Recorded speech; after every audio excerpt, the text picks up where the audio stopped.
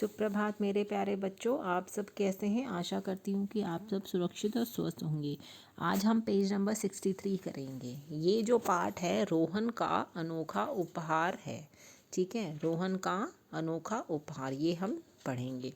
कहानी का नाम पढ़कर बताएं कि कहानी में क्या होगा। अब सोचो रोहन कौन है और अनोखा उपहार क्या है। अब ये अनोखा उपहार आप सोच सकते हो क्या है। यहाँ पे तो फिर इस पिक्चर में हमें कुछ भी नज़र नहीं आ रहा। तो अब हम ये कहानी पढ़ेंगे और हम जानेंगे कि आखिर ये अनोखा उपहार है क्या जो रोहन को मिलेगा या ये किसी को देगा। अब वो नहीं पता हमें, है ना। तो हम वो कहानी जो है हम जानेंगे। अपने दोस्त के साथ यह कहानी पढ़िए और रोहन के अनोखे उपहार के बारे में जानिए। अब हमारे फ्रेंड्स तो है नहीं यहाँ पे, मैं आपकी अध्यापिका हूँ तो मेरे साथ ही आप ये कहानी पढ़िए। ठीक है। तो स्कूल में आते ही रोहन अपने कमरे में चला गया। ठीक है। अब स्कूल से आप लोग जो आते हो उसके बाद क्या करते हो, आप अपने कमरे में जाते हो, अपनी ड्रेस वगैरह चेंज करते हो, है ना। यही काम होता है ना। तो वही काम रोहन ने भी किया कि रोहन अपने कमरे में चला गया।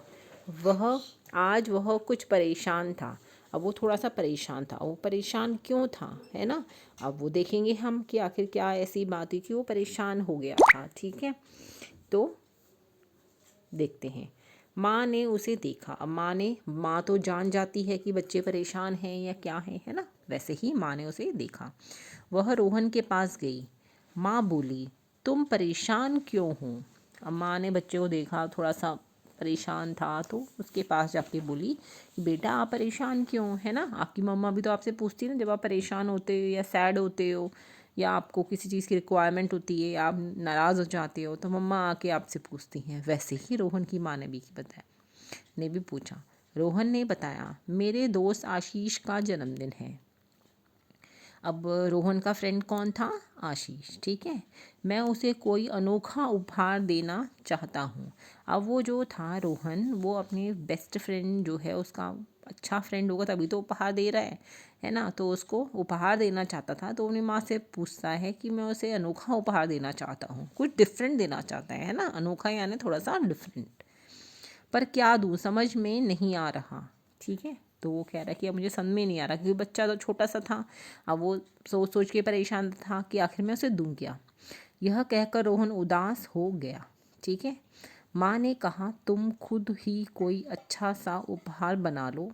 अब माँ ने उसे सजेस्ट किया कि तुम कुछ ही छोटा कुछ बना लो अपनी मर्ज़ी से, जो तुम बनाना चाहते हो, है ना। वही अनोखा उपहार होगा। अब माँ ने कहा कि जो तुम अपने हाथ से बना के दोगे वही अनोखा उपहार होगा। क्या आप लोग बता सकते हो कि वो अनोखा उपहार क्यों होगा।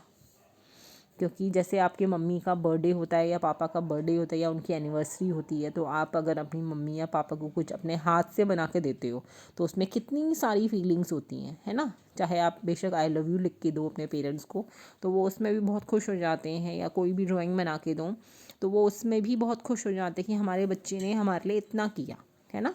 तो सेम चीज़ वही है कि अगर कोई इंसान अपनी फीलिंग्स के साथ अच्छी सी चीज़ बना के दे तो वो ही एक अनोखा उपहार होगा। तो मम्मा ने भी उसको यही कहा।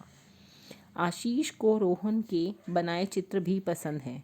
अब आशीष जो उसका फ्रेंड था उसको रोहन के ड्राइंग पसंद थी, चित्र यानी ड्राइंग।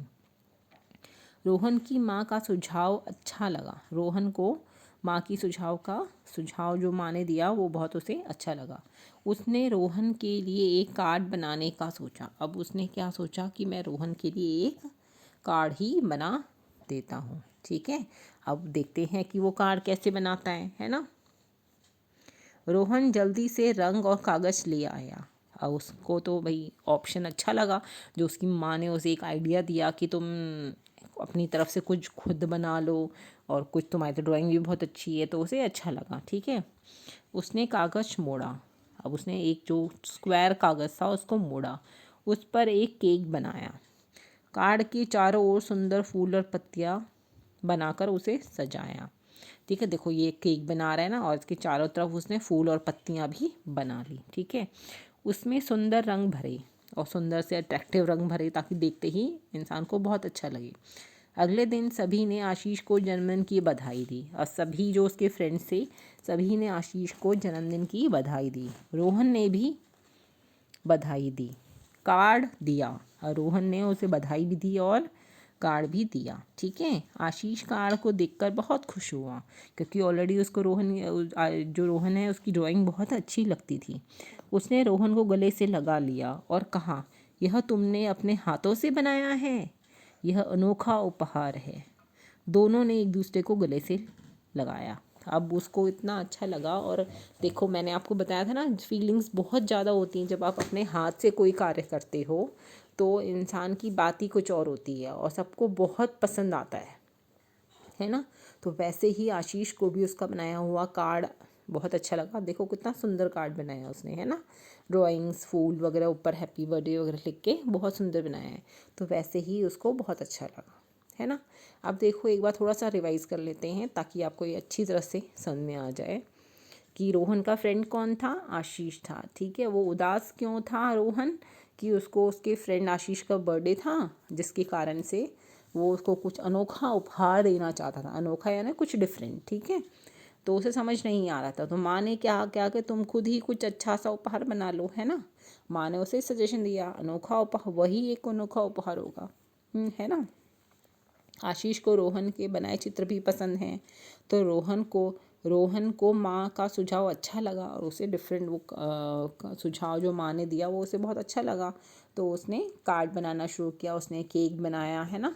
केक बना के उसने उसके चारों तरफ फूल पत्ती वगैरह बना दी और जन्मदिन मुबारक जैसे इसने हिंदी में लिख दिया, है ना। और अगले दिन क्या हुआ, सभी फ्रेंड्स ने आशीष को जो है हैप्पी बर्थडे कहा कि तुम्हें जन्मदिन मुबारक हो। और रोहन ने भी जो है जन्मदिन मुबारक कहा और अपना कार्ड दिया और उसको बहुत अच्छा लगा। उसने बहुत खुशी से, आशीष ने बहुत खुशी से कहा कि ये तुमने बनाया है ना। तो यह तो बहुत अनोखा उपहार है, कहा ना। और फिर दोनों एक दूसरे को गले लग गए क्योंकि दोनों को एक दूसरे की फीलिंग्स पता थी कि उसने इतनी मेहनत से उसके लिए ये चीज़ बनाई थी। ओके, जब आप बहुत मेहनत से कोई कार्य करते हो तो वो हमेशा अच्छा ही होता है। ठीक है, तो आशा करती हूँ कि आपको ये पार्ट समझ में आया होगा। आप अपने पेरेंट्स के साथ भी पढ़िएगा और समझिएगा। कहीं कोई दिक्कत हो तो आप मुझे मैसेज या कॉल कर सकते हैं। Okay, tata, bye bye, have a nice day.